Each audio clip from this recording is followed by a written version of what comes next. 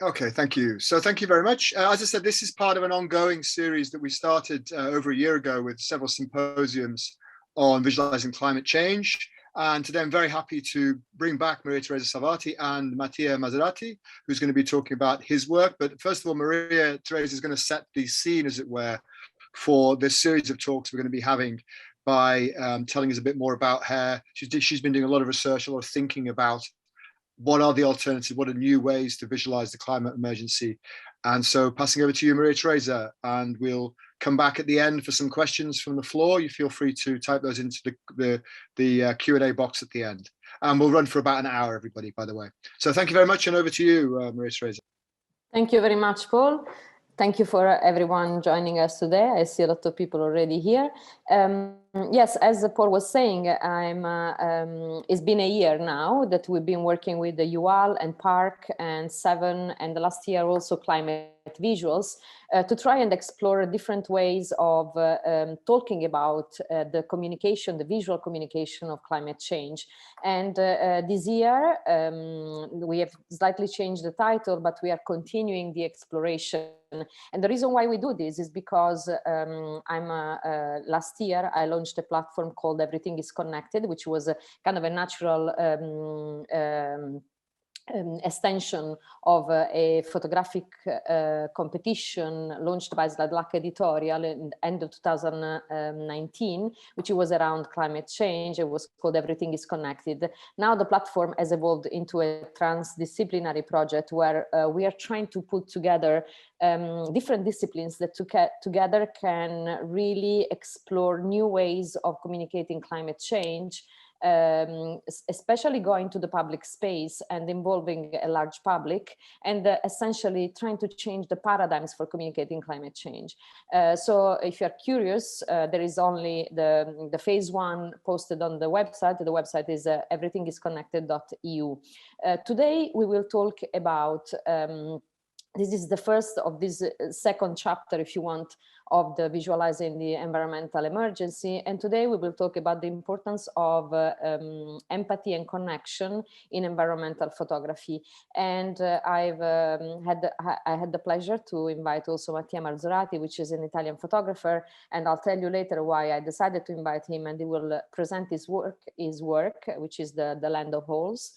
And together we will try to expand further on the idea of why connection and empathy are important in today's communication, visual communication of the climate emergency. So I'll share with you my presentation. 1 second.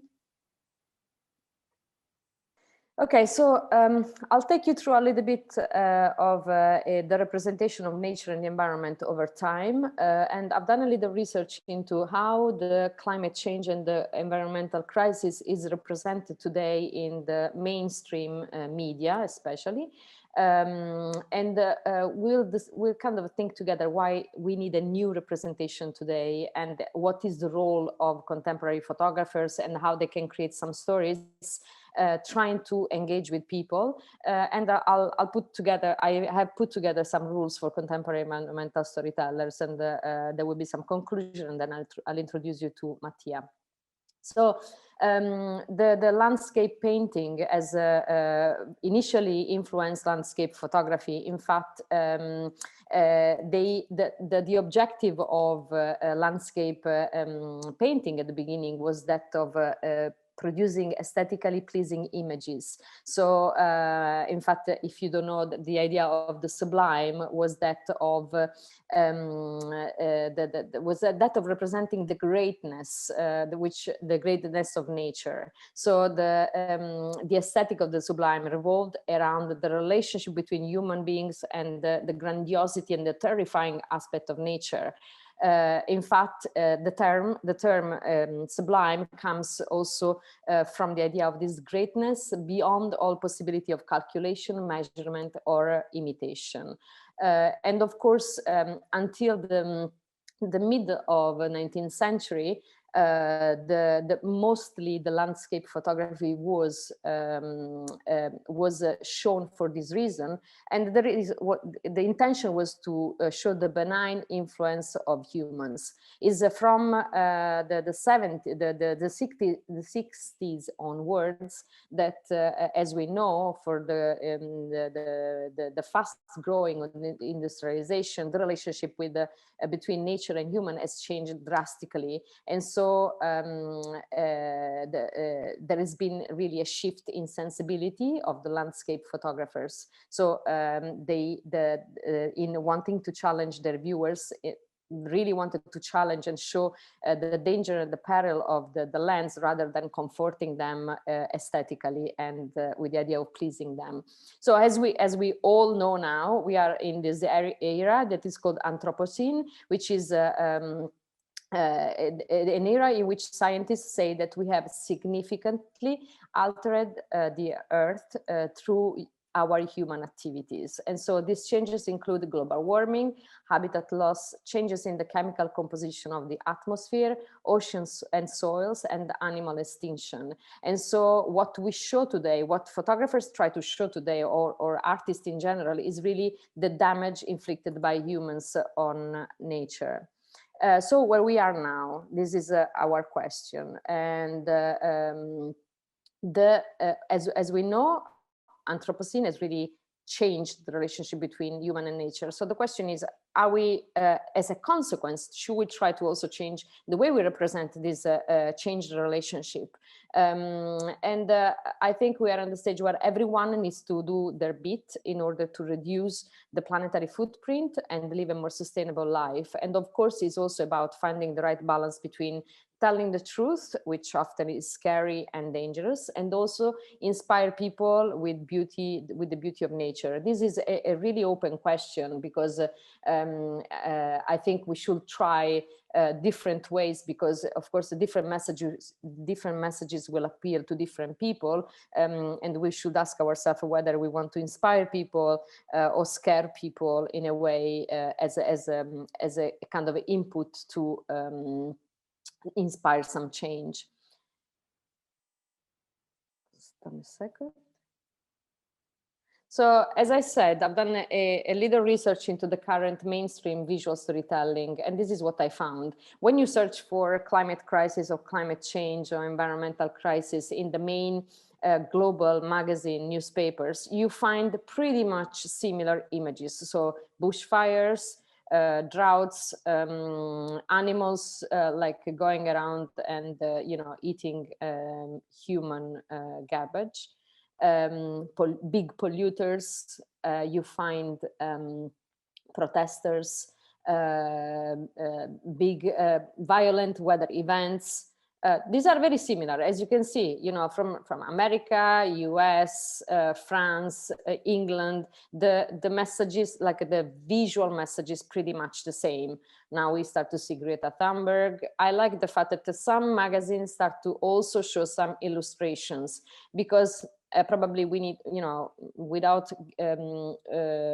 taking away all the immense, powerful power to photography, there are also other artistic languages that can be explored, because they still can communicate, that can be strong in terms of portraying some, conveying some strong messages.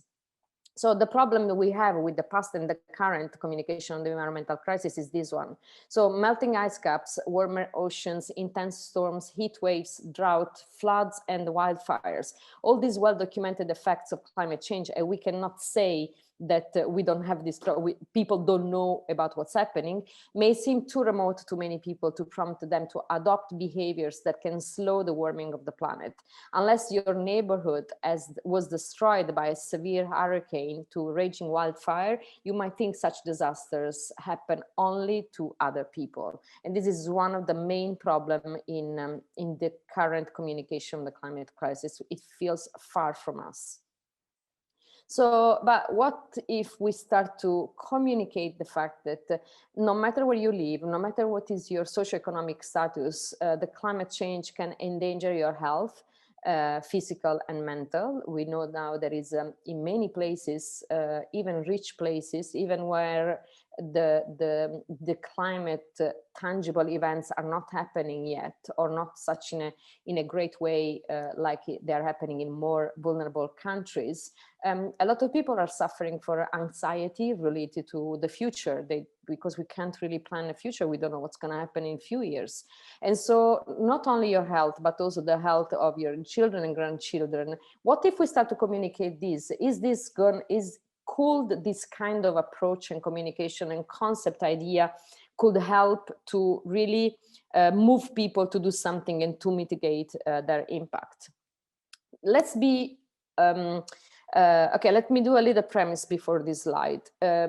All the documentary photographers that have worked on important matters all around the world over the years, unless they were working on personal project, or unless they were making iconic, that were trying to create iconic images for big magazines, often they were working for NGOs, and in most of the cases, the objective, what they were asking people to do, was to make donations for good causes.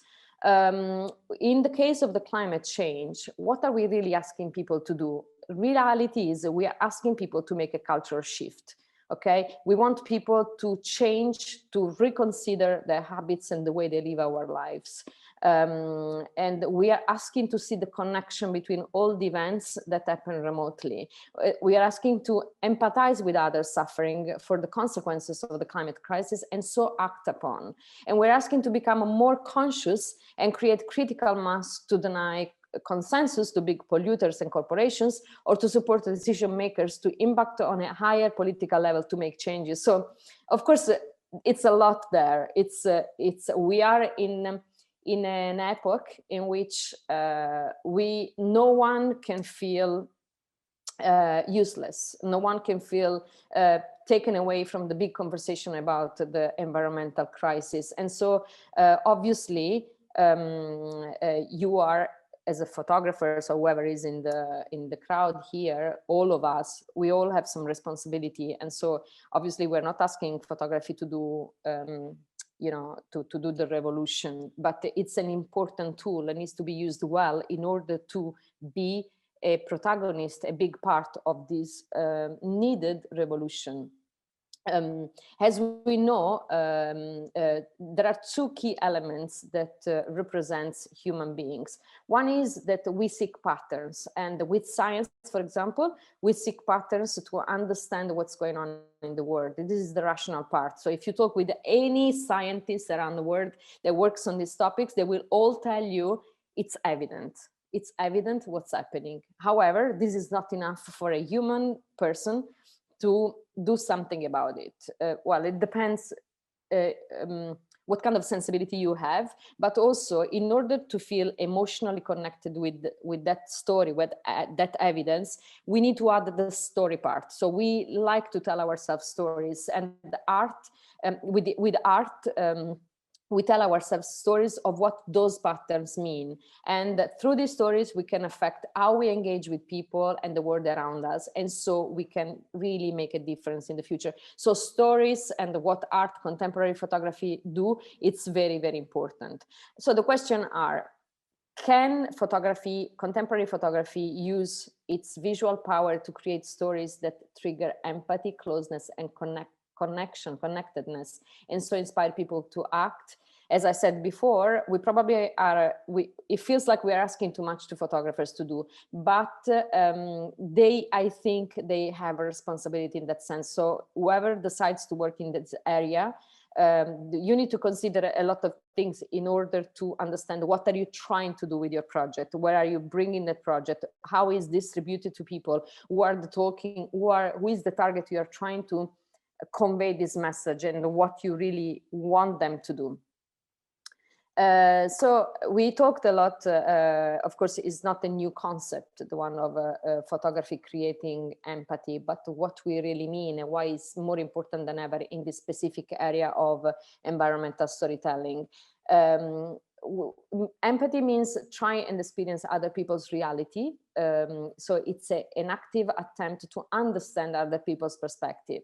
In what way we do it? We try to create a two-way stream based on mutual understanding. We use active listening and we open up. So we learn about other people's experience. Why we do this? Because this helps to fight prejudices, to find the commonalities, and so expand our moral universe. So when we talk about empathy, it's not just about showing an emotion of someone else. You also need to make that kind of really connection. You do it only if you, as the storytelling, as a photographer, trying like put in place an action, a relationship that really creates empathy, first of all, and then you probably are able to communicate to your viewers as well.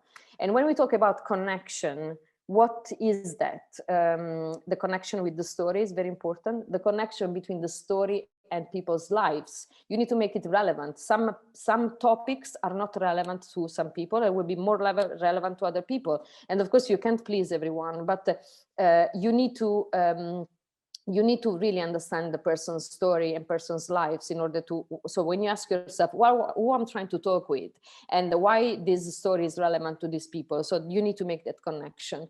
The connection is also needed between the photographer, the subject, and the audience, which is kind of what I said before. And the connection, this is for me very important, between the story and some issues or way of living of the viewers, which is important to feel emotionally engaged. So you need to make that effort in order to understand, okay, this topic is relevant to these people. So I understand if we are trying to influence or change people's perspective on a specific way of living, which can be what you eat, what you buy, use of plastic, use of car or anything, you need to make that connection. So why this story is relevant to you, why is important to you. And this is one of the main reasons why I decided to invite Mattia to this talk, and I'll tell you more in a bit. So these connections enable the creation of intimacy that facilitates the making of resonating images.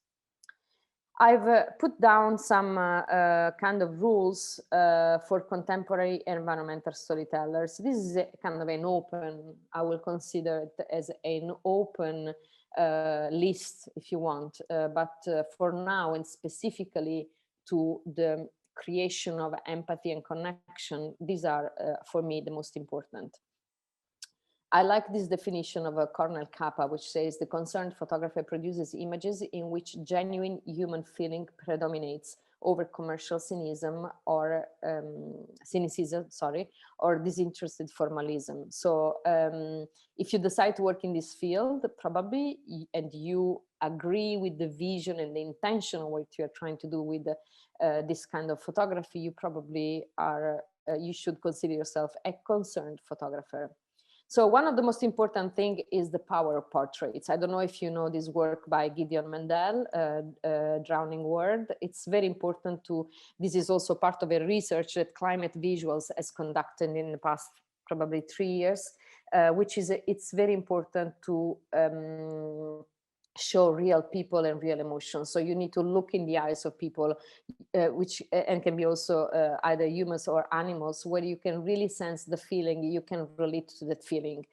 So a person, because you know the credibility, the authenticity, the power of an image comes from recognizing an identifiable emotion, and of course this creates intimacy.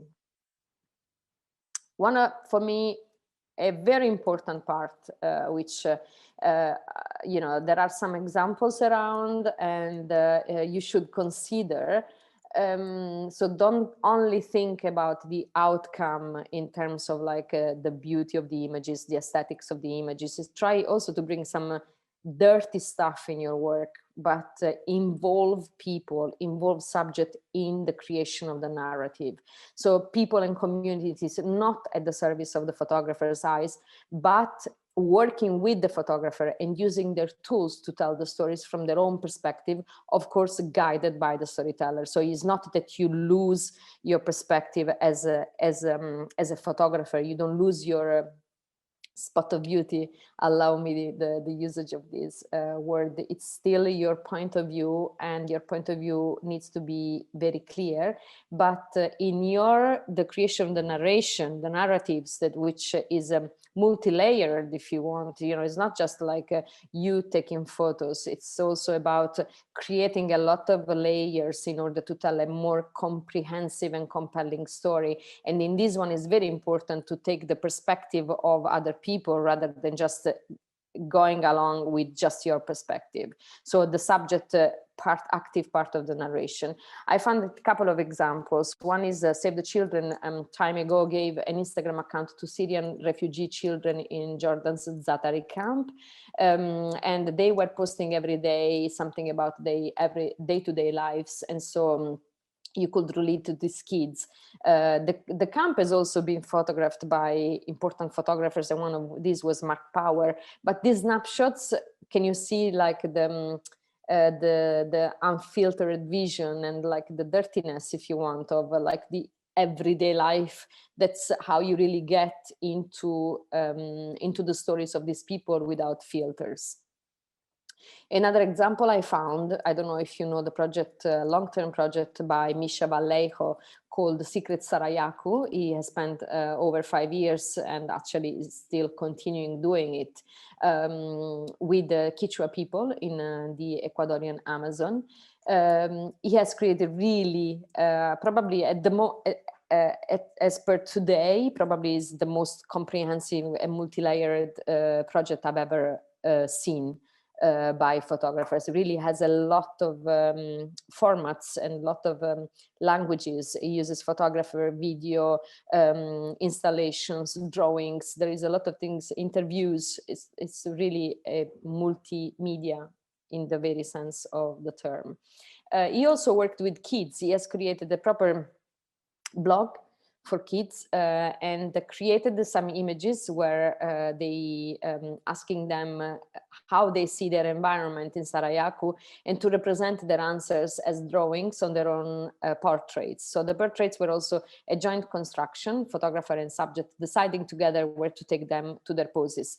And of course, this could be a little bit gimmicky, could be a little bit like playing with things, but yes, it's important also to see the perspective of kids. In fact, the documentation of his work is also cross-generational, and this is a part of involving subjects in the conversation rather than just taking images or portraits of kids. Another thing that you should consider when as a kind of a tool to create empathy and connection is that of called slow photography, if you want, which means a slower approach and the continued documentation beyond the events. So beyond the events, but beyond like the time as well. You know, there are a lot of projects that are ongoing projects, so you keep going there, or you even better, you are part of that community, so you really know how to the community has evolved, the story has evolved, that you are able to document more and more what's happening. So it's this kind of work allows you to show real and daily lives of the subject or the community. You can really create the relationship with the subject, and first of all, you empathize with them.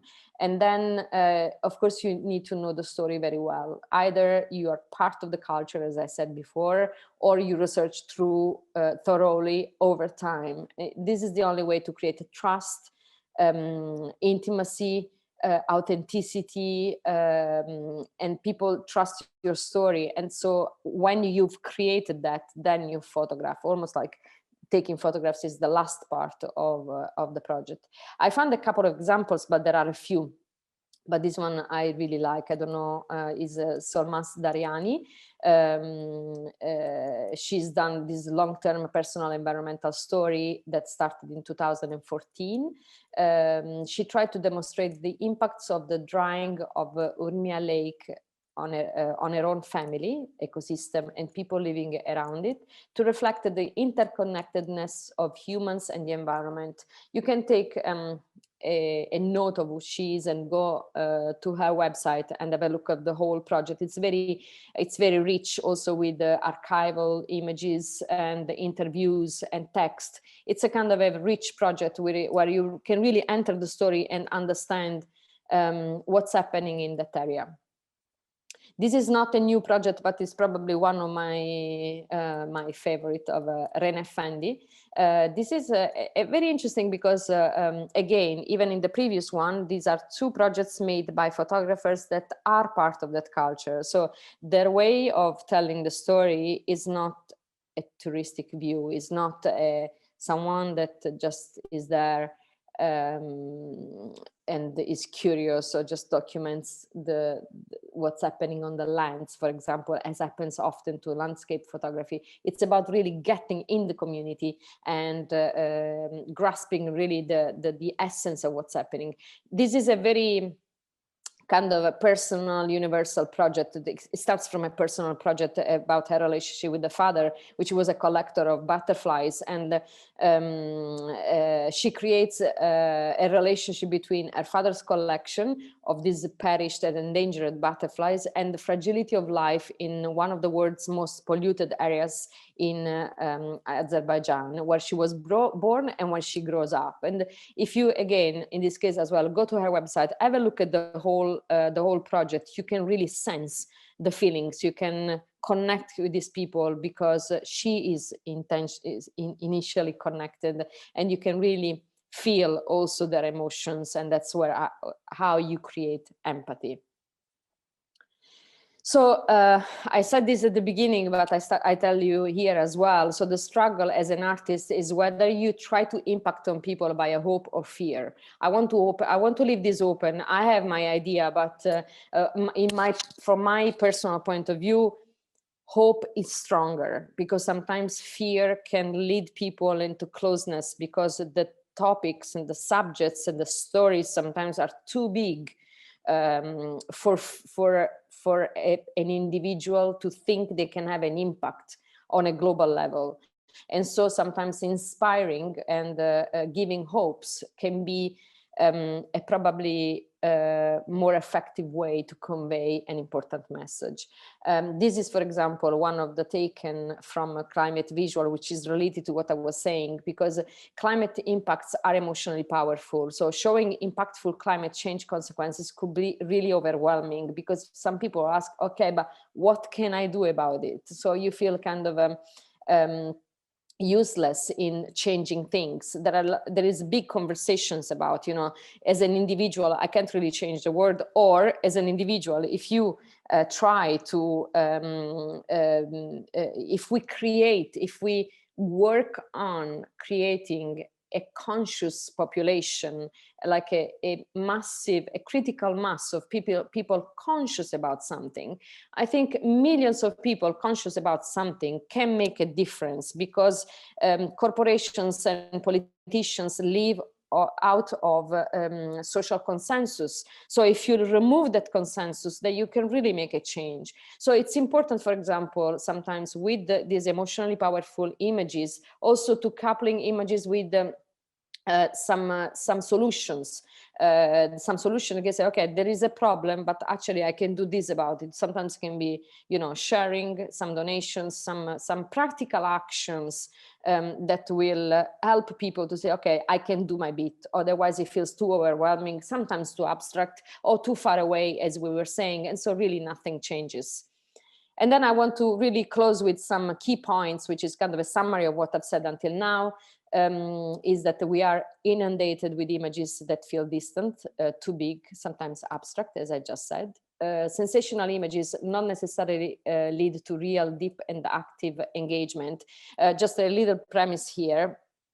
When we saw at the beginning of the presentation images of key global mainstream visuals that's similar all around the world, they have been useful until now, or even now they're useful in terms of, if you think about a big magazine, has to capture the attention of people with one image, and often those images really make you clear that you are talking about climate change. So, and then if you're interested, you go deeper. So these are important, but they don't lead to engagement in any way. So the people that are already interested, they will probably read the article. The people that are not interested, they see the images, say, okay, it's about climate change. I don't care. I don't, you know, it's not my topic. I don't understand it. I don't care. So there is no engagement, either they're interested or not. And also one single image is not sufficient probably to engage emotionally. So we need to talk about more like a comprehensive, a larger, like a story rather than one image. There is a problem also, gender representation. Now, we didn't talk in this session, we talked in a few sessions back last year. There is a problem with gender representation, which mostly is, most of the images related to environmental issues are mostly by men, but we need, the representation need to be stronger and more diverse, because we need to pull from different sensibilities and give back powerful stories that engage with different publics. This is another story we will probably talk in another session. When you talk about the story, you cannot avoid talking about the people that are affected by the problem in order to stimulate empathy and engagement. Also, we need to make an effort to always connect the story to the implication of that story in people's lives in order to make it relevant. And also we need to make people care and bring attention to the issue. And we can make a difference if we come together as individuals, disciplines, and intention. And this is kind of the reason why everything is connected started, because we realize that you might think is overwhelming if you are a photographer, what we just talked about, and you feel, you know, addressed with a lot of responsibility, but it's not just a photographer's responsibility. I think now we need to go beyond the disciplines, and the photographers need to put their stories and their skills at the service of other disciplines as well, in order to expand the potentiality and the vision of what we're trying to do. Thank you. So if you are curious, go and have a look at the website, which is everythingisconnected.eu. Thank you very much. I will pass the word, unless Paul wants to say something, I will probably pass the word to Mattia. Mattia Marzorati, thank you for joining us today, is an Italian photographer.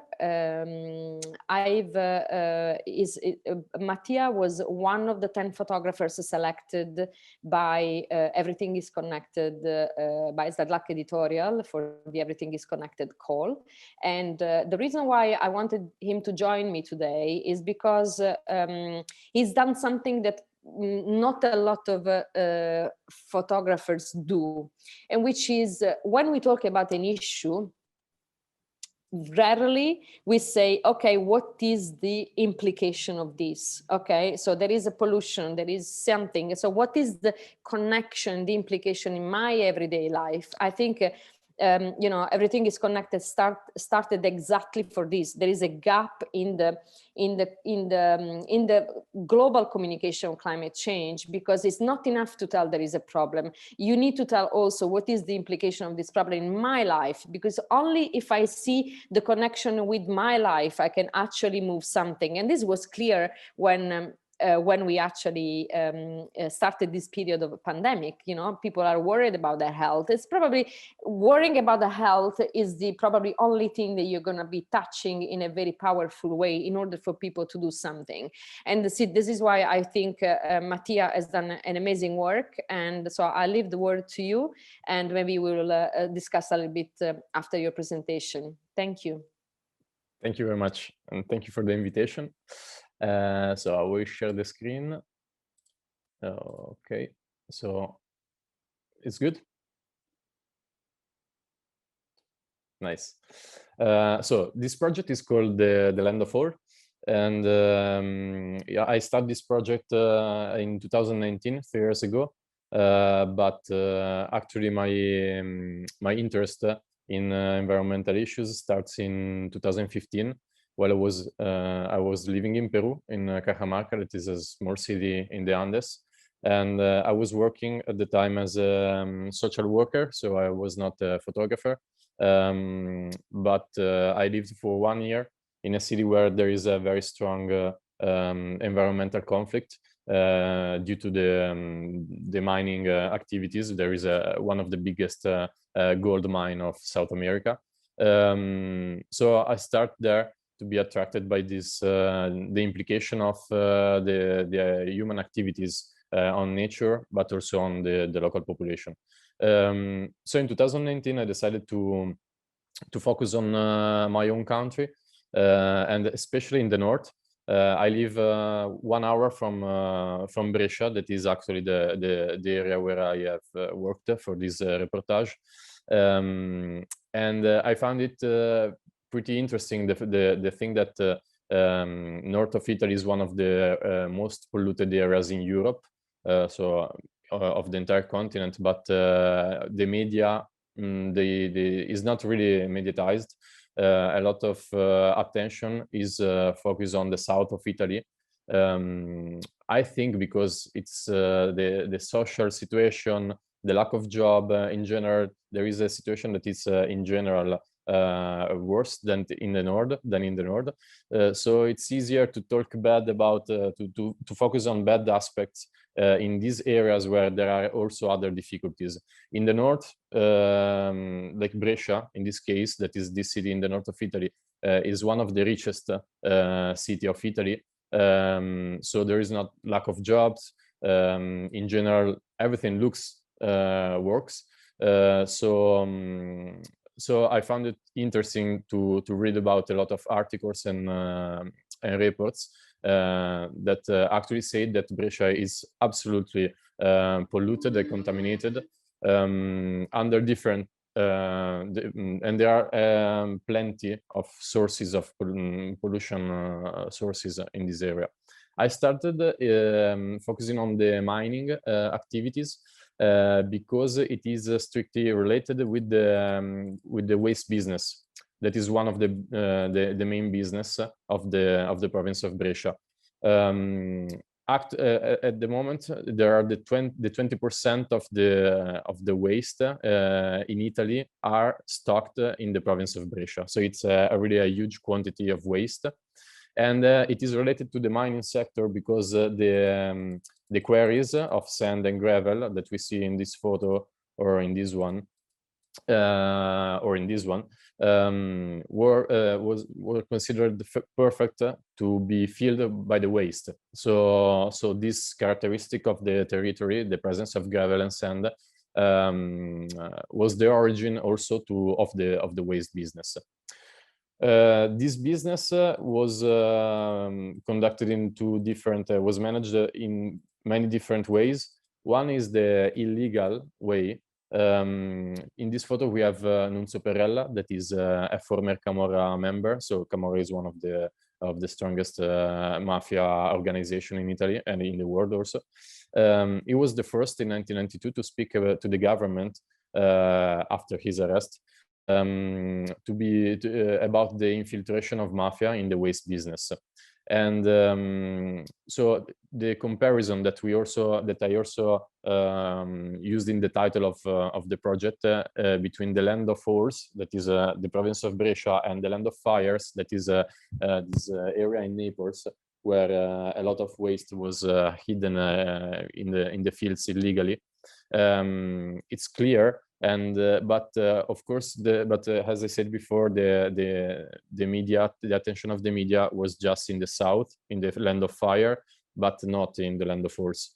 And in one of the latest reports written by the anti-mafia organization, the province of Brescia, but in general the north of Italy, is compared and called as the new land of fire.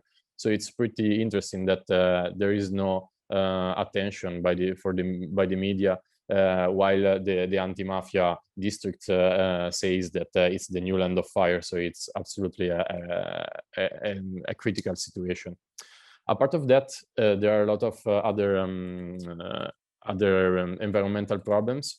The industrialization of the area, it's like 100 years old, and there have been a lot of environmental scandals during the years. For example, another critical aspect is about radioactive waste. So all these industrialization brought also radioactive waste from abroad, from other countries, because this waste was then treated in different ways. And now in the province of Brescia, there is the highest number of radioactive waste, of radioactive sites with radioactive waste. Another very heavy issue is the one about air pollution. In general, in the Padana Valley, but especially in Brescia, air is absolutely contaminated by PM10 and PM2.5. And the Lancet Planetary Health Journal says that in 2021, so last year, the air of Brescia was the most deadly in Europe. So also this data, this statistic is pretty strong, and it is connected with COVID. I mean, we know that the main places in the world where COVID was stronger and deadlier were exactly where the air pollution was heavier. And Brescia and Bergamo in Italy were the two main cities where the pandemic was really strong. Another interesting aspect is about intensive farm. So I've been, I get inside an intensive farm because in the province of Brescia there is this record again of the number of intensive farm of pigs. So there are more pigs than people. There are about 1.4 million pigs and 1.3 million people living in Brescia. And also this activity has a really strong impact on the quality of the soil, the water, the aquifer, and the air, because also it produces PM 2.5. So it's really heavy for the environment. Apart of that, I decided not just to focus on the landscape. That of course it was super important in my project, because to show how the landscape is changing during these years was really important for me. And I had also the chance to fly it with a pilot over this territory. So I had the possibility to take photos from above, literally. And so it is an important part. But another aspect that I found really important was about the people that I met there. So I wanted to show how humans are destroying the environment in this area, but also the consequences of this pollution and this activity on the people living there. And it is interesting because it's a really rich area. So a lot of people really were ignoring about this situation, and they were just focusing on the good salary that they have, the good car, but not about the health aspect. So I tried to focus on this aspect about the health of the people living there through portraits mainly. I have also some photos of demonstration, like this one, for example. But the portrait was the main tool that I wanted to use. And I decided to work in a way that I thought that I wanted to make the caption, and so the written part, very important. So I didn't want to take photos that were totally understandable just watching the photo, but I wanted to connect the photo with the text, with the caption, or with an article. So I decided to take a portrait of different people, and then you can read the story in the caption of the image. And for example, in this case, I decided to photograph Carmine Piccolo. He's an activist, and has a lot of activists in Brescia. He started to be really sensitive about the situation of the environment after he lost his wife in 2014. And his story is pretty peculiar, because he started to act in two ways. So on one hand, he decided to found the Basta Veleni committee, that is a public committee that is the organizer of, for example, of this demonstration. And on the other hand, he was an athlete, so he used to run the marathons. So he decided to wear these kind of T-shirts with a lot of messages about environment, and he runs through the polluted villages in the province of Brescia in order to get the attention of the people living there. And the problem of the attention of the people, and it's really strong because there are a lot of activists there, environmentalists, that try to change things, but to involve people is really difficult. So he created this this way to get the attention of the people. So he just ran and yell.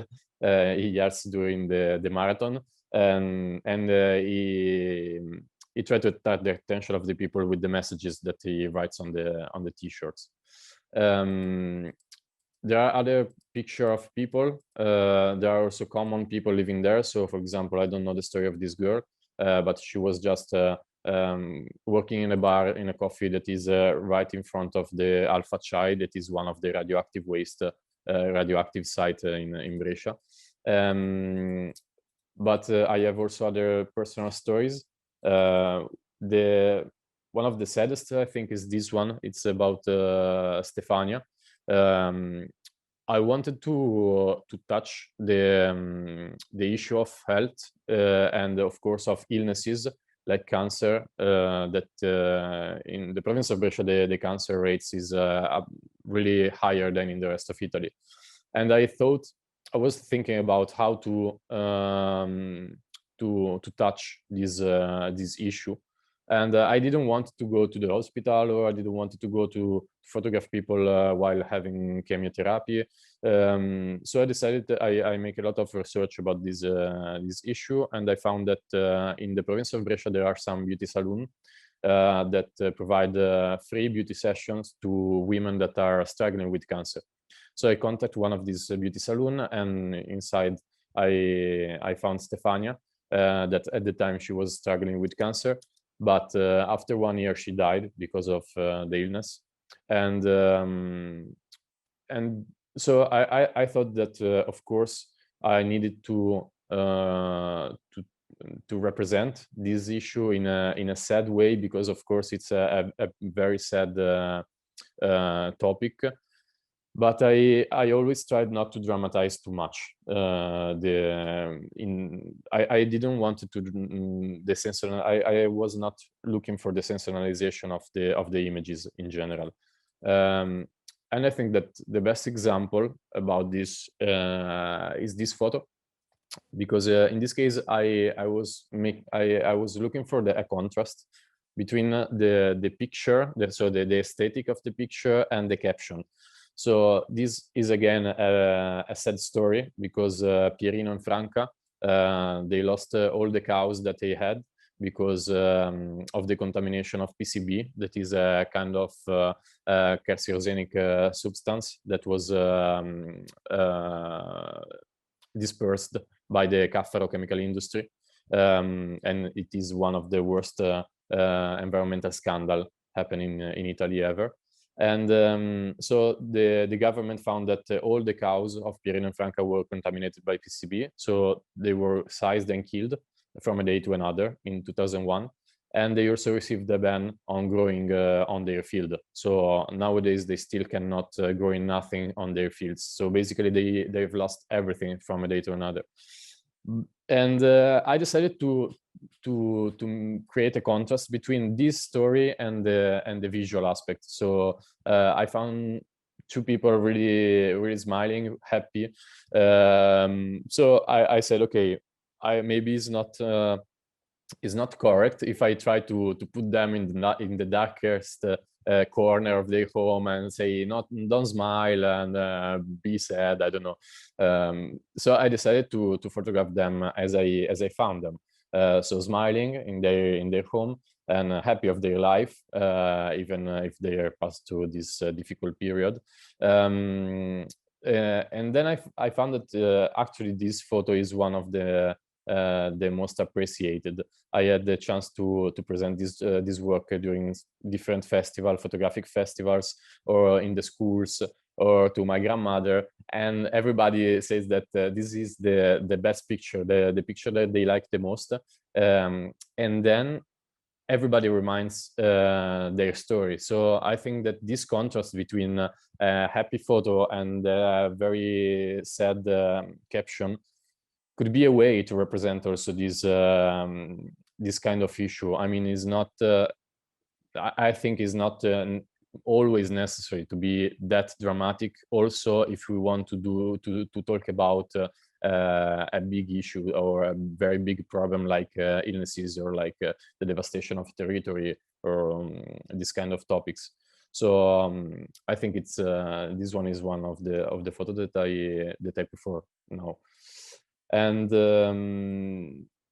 so yes, in general, then I also decided to focus on some details that I found during my work. This is, for example, an X-ray of a cat that he has cancer, because I met a doctor of the animals. I don't know, a veterinary that sorry for my English, sometimes I lost it. That he told me that there is a high incidence of cancer also in domestic animals. So I thought that also this aspect could be interesting to focus on the issues. And I wanted to take pictures sometimes about details that are not really clear at first sight, but you need to watch them careful, and sometimes even you need to read the caption. So this was a little bit far away from the journalistic path, but I think it works well in order to create the atmosphere. So I have the journalistic aspect. Of course, it's fundamental, because I'm talking about statistics, data, scandals, and so there is a base of the information that must be proven, the evidences are fundamental for these works. But I wanted also to create an atmosphere, so with some not really clear images that then you need to focus more to understand. Thank you, Mattia. Thanks to you. Thank you. I guess we need to leave some space for questions. If I can, I want to ask you a question first. You can take you can stop the okay, yeah. the sharing. What's your intention with this project? So apart raising awareness of the issue, and of course I can also imagine that while you can read some research and make a connection between environmental pollution and cancer, for example, it's a very blurred kind of area, because you can't really draw this direct line. But obviously, you are trying to do that. So have you thought about what you want people to do about it? Have you thought, was it ever even a question for you as a photographer to ask yourself, okay, I do this project, I want people to react, to learn, to do something about it? Yeah, I think I had two main goals with this project. One was to inform people, because I noticed that a lot of people didn't know at all about this situation. So one of the purpose of my project was the journalistic and informative aspect. On the other hand, yes, I wanted to try to move people to do something. That also just really small action, like join a demonstration on Sunday afternoon. I mean, nothing really special, but I think that also these little moves can be useful for everybody. So if you're also for example, for Basta Veleni, if they organize a march and you join the march, and at the end there are 10,000 people, it's a very strong message also for the activists, but also for the politicians. They start getting a word about that the people wants a change. If you don't want to spend your Sunday afternoon in the march, and you go to the coffee or to the bar, or you stay at home watching football, you don't, the politician really doesn't perceive the attention of the people. So I hope that with this work, with this job, just I can push a little bit someone to do something more than nothing too big, but yeah, but everything is useful. I guess these are new questions for photographers, I think, but I don't know if they are too new, but it's something that a photographer should ask himself anyway, even if, you know, your ambition can be just about raising awareness, but still. I have a lot of questions, but I think it's fair, Paul, if we open to the public in case there are questions. Yeah, we have one question from Arki. Thank you for the wonderful presentation. I mean, I think it's quite an interesting question. It's about the scale that we're working at. I'm going to try and rephrase his question. So he's saying that obviously these are huge issues that we're trying to deal with, broad and all-encompassing. But, you know, should we be telling those very big stories, or he says perhaps it's far simpler to tell one or two stories instead and work on a smaller scale, perhaps. So I guess it's the kind of local versus global perspective. I don't know what you think about that. What's the most effective? Because I think you started off by saying that sometimes we feel these issues are so huge that we can't do anything about them. So is the question for me or Mattia? For both of you, I guess, because I think, you know, Mattia's project is quite personal and quite local, but equally, I think it's dealing with a big problem. So I think that it's always a case of a small talking big. So that it starts with what you know. So you have to start with what you know. And sometimes if the issue is too big, you might not know exactly what's going on. And also you might feel connected and learn because you belong to a story, or you have researched, or you've lived in that community, so you are able to tell a story.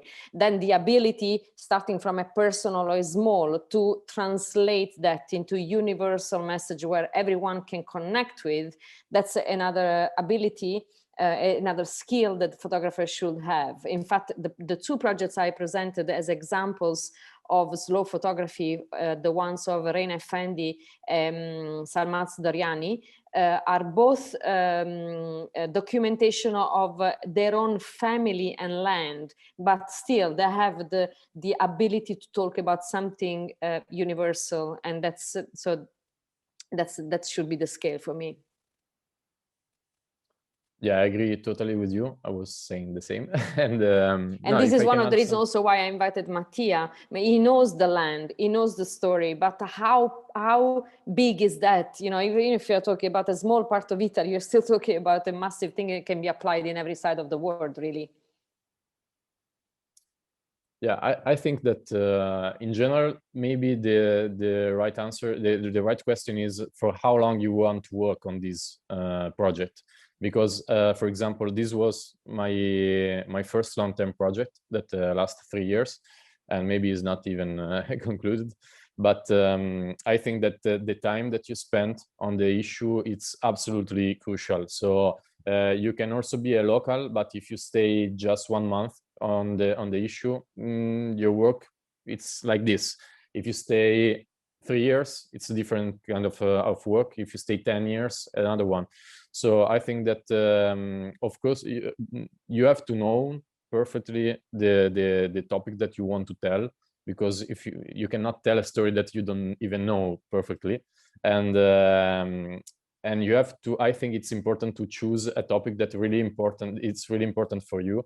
And so it's easier to get to follow the work for years, maybe, or for the necessary time until you have a body of work that is it's solid, you know. So I think that you can also travel and try to tell stories in other continents. Of course, it's not forbidden, but of course it's more difficult, and because you have to know the culture, you have to know the language, you have to know the situation, you have to know the politics, and so it's, of course, it's much harder. And then I think that the time, it's crucial. So it depends how much time you want to spend on the work. Cool. Great. I think we'll take this one last question, I think, which is a little bit the question of our lives, really, from Anastas Tapanov. You know, what can we do to work together and join forces to make a more impactful work that can reach more people?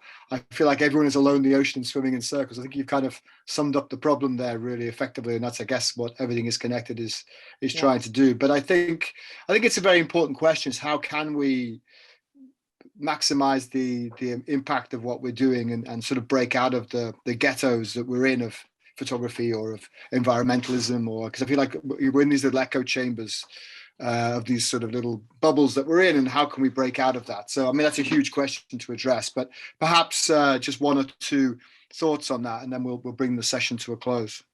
Yeah, well, as Paul was saying, this is what really exactly we're trying to do, because we live in our bubble. You know, if you talk with photographers, there is a certain areas we know, but now that I'm trying to put together also other disciplines such as science, sociology, architecture, mass media, this is one of the biggest challenges. Every area, every disciplines is thinks they know everything, including photographers. I mean, every discipline is, for everyone, is difficult to get out of the area. And so bringing people together that really put their skills at the service of a group to produce something that is more expansive than the single things that you can produce by yourself is one of the biggest challenges that we are facing today. So even if there is the intention to go there, it's difficult to do it. So, but the only way is really to sit around the table and, you know, share a vision and work together on creating things that can really go beyond the disciplines. I know I'm not telling you anything concrete, but specifically, if you keep following us, soon we will be actually sharing some pilot projects we are doing in Italy, for example, that really is a first attempt to work as a group, to like as a think tank that of people that really work together in order to become something new that uses the skills of everyone in order to produce something completely new. But regardless of everything is connected, the only thing that I feel I recommended is working with people you know, you respect, that are they come from complete different areas, and see in what ways you can enrich each other and give each other's ideas on how to produce something different. Because, you know, the world is challenging at the moment, and we can't think of solving any issues by repeating what has been already done until now.